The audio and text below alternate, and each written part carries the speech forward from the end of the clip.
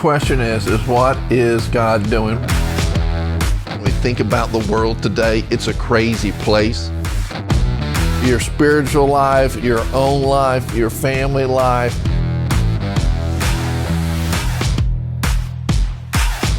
All right, welcome to Legacy Family. We hope you had a great weekend. Again, we're in the middle of the holidays if you're watching this currently. And today, I said that I wanted to do something a little bit unique, a little bit different. And I want to talk about, in a really positive way, how to have the merriest Christmas with your kids involved.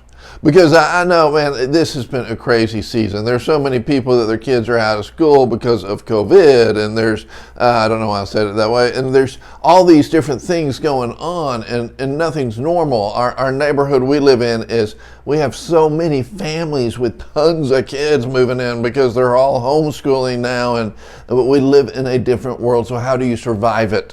How do you have a Merry Christmas with many kids? And how do you get through it? First of all, you go back and listen to last week's message. That it all starts with you and you take care of yourself. Here's some simple things I want to suggest for this Christmas for you. Number one, write these down. Be the boss. If you're married, you and your spouse, be the boss. If you're married and you say, I'm gifted in these things and my husband and wife's gifted in these things, make a list and be the boss. And make it clear from the beginning that your kids are not the boss this Christmas season.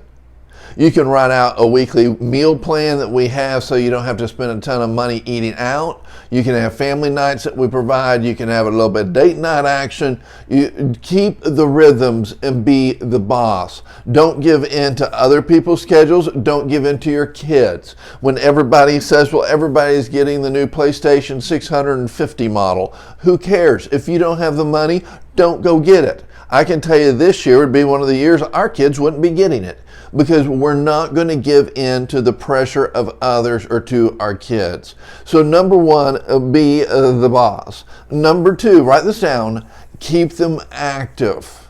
Keep them active. Again, I could do a whole message on this because of some things that I've walked through from years in working with students, from having an after-school initiative for at-risk kids that was in the school systems also. I've learned a little bit more about junior high and high school students than I want to know. And if you think your kid's sitting in your room playing video games or on a little phone playing a game, you are lying to yourself, and your kid's in a lot darker place than you have any idea. I recently walked through a situation where I got to find out, because I was helping with somebody else, what the dark web really is. And it's dark. And more than likely, your kids, even if they don't know it, they're on it. And people are watching, people are listening. It's not a conspiracy, it's not weird.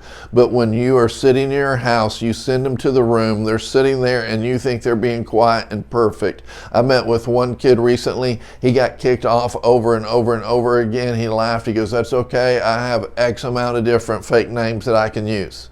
That's what the kids are doing. And you go, well, not my kid. Unfortunately, probably so. If they're sitting in the room. And so help them be active, and active brings to number three, engage them in conversation throughout the day. Have conversation starters, engage them in conversation. This generation needs to learn how to speak. It needs to learn how to relate through conversation. God brought technology, I think at some point in a weird way, that if we don't learn to stop allowing us to serve the technology and the technology to serve us, that God might take it away.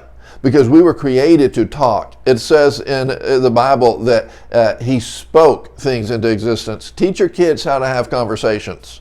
Because if this is all they do and this is all they relate, maybe there'll be one in a million that's a YouTube star, but more than likely they're not going to be. And in that, teach them how to have favor. Teach them how to converse with adults. Teach them how to have fun. Have them active. Have them having conversations. Be the boss. Number four, have a blast. Plan things for you and your family to have the most memorable holidays that you could ever have. That doesn't have to cost money. It might mean that you go look at Christmas lights and you do it in a different way. It might mean that you go to a food truck and get hot chocolate before you do. It doesn't cost a lot of money to go have fun. Sometime I'm going to do a whole message on how to rebel-proof your kids. Because the truth is if you can show your kids more fun than rebellion can, they won't walk through rebellion. Christmas is a season, crazy enough, the holidays are a season from Thanksgiving to New Year's. Christmas is a season where kids begin to rebel. Why? Because they're bored. And when we're bored, we do stupid things. And so keep your kids active, keep them in conversation, keep them creating memories, and be the boss. Have them help with the dishes, don't break the china. Have them help around the house. Have them do things that are a part of their jobs, not chores. This is what you do just to get to live under my roof. We never had chores. We had the rights to live in the Mitchell household. And so teach them to lead is the last thing. Teach them to love. Teach them to lead. Teach them to be creative. Teach them to do things like Legos and puzzles and play games with their siblings and go rake people's yards and do things like that so that you can teach them how to love and lead and that you can have a great Christmas. Message us with any thoughts, questions that we can answer for you because we're here to serve you. Thank you for loving us. Thank you for going to the website. Thank you for giving.